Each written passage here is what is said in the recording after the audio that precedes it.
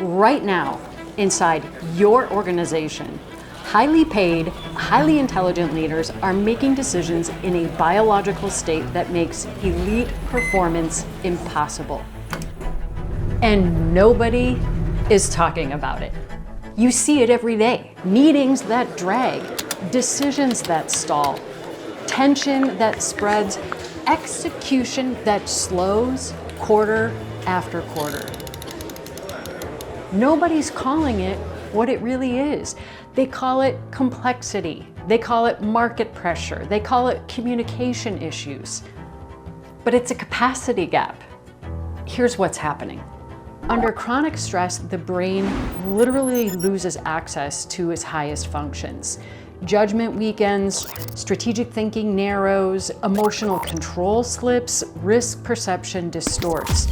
Stress floods your body with cortisol and quietly shuts down your prefrontal cortex, which is the command center for leadership.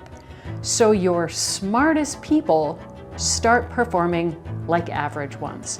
And it's not because they forgot how to lead, it's because their biology won't let them. And the data is worse than most companies want to admit. For 5 years, across 26 organizations, we've been measuring executive resilience.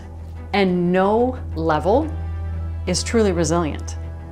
Not employees, not managers, not directors, not even the C-suite. The people that are carrying the most responsibility don't have sustainable capacity to carry it. And the biggest deficit, it's not mindset, it's not motivation, it's physical resilience. Exhausted nervous systems, chronic sleep debt, burned out energy systems. You're asking leaders to deliver elite performance from depleted hardware, and then wondering why execution breaks.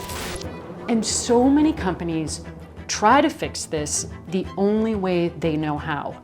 More pressure, more accountability, more urgency, which is really like flooring the gas pedal when the engine is failing. It doesn't create performance. It accelerates breakdown. This is why I created my Executive Resilience Program.